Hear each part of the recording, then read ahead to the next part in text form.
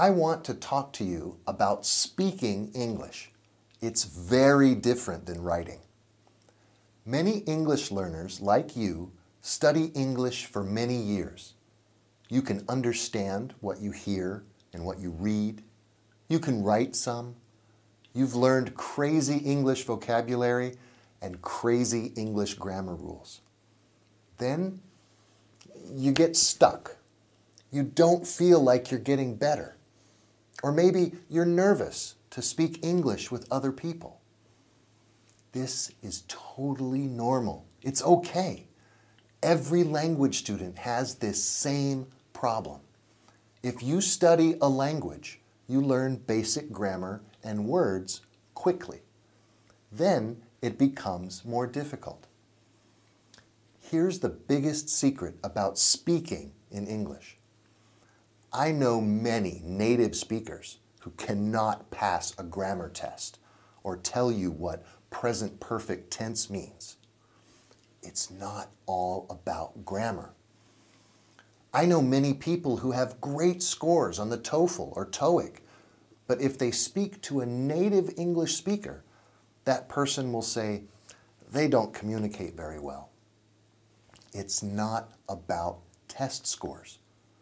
Communication in spoken English in real life is about confidence, emotion, and ideas.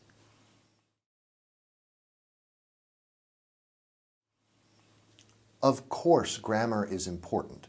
When you write in English, especially when you write for business, you need good grammar. It can also help you feel like you sound more fluent. But when you are speaking with a friend, with an employee, or with a customer, the most important thing is the message or the main point.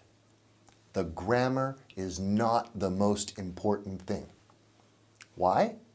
Well, I am a native speaker, but your English is more common than mine. According to a recent research report, there are about 380 million people in the world that are native English speakers. That's a lot. But how many people speak English as a second or third or fourth language? What do you think?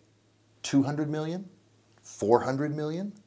The answer is over 740 million people. Wow! What does that mean? It means that native speakers are always speaking to people who are not native speakers. It is normal for us. We are not listening for perfect grammar. We are listening to the message.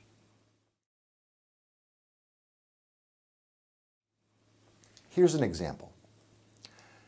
If a native speaker wants to sound smart, sometimes they will use too many words. Both of these examples mean basically the same thing. Which one do you understand better? Indeed, I believe that I must endeavor to increase the effort and strenuousness of my individual output at my workplace or face the consequences of future unemployment. Or, Me work hard or no job later. which one do you understand better? Option 1 or option 2? Of course, option 2 is easier to understand and faster. And if you're speaking to a native speaker in real life, this is 100% okay. If you can use correct grammar in a sentence, great, use it. I must work harder or I will lose my job. But honestly, you don't have to. This is the secret. Don't think too much about the right way to say something. Don't think about the tenses or the best vocabulary when you are speaking. Just speak the main point. The main point is more important than the grammar. Look at this example. I worked in the office yesterday. I work in the office yesterday. Which one is correct? Of course, the first sentence is correct because it is past tense. But if you say the first sentence or the second sentence while you are speaking, 100% of native speakers will understand you perfectly. The main points are work and yesterday. It is only important to speak the main point in conversation. So, when you are speaking, relax.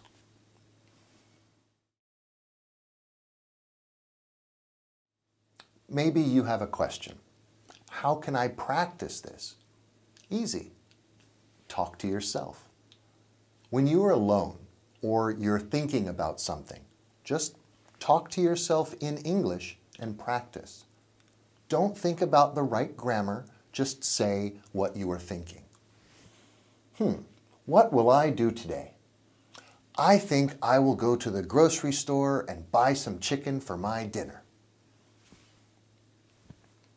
Practice just thinking about normal, everyday activities and not thinking about the right grammar or vocabulary, and you will become more comfortable with speaking.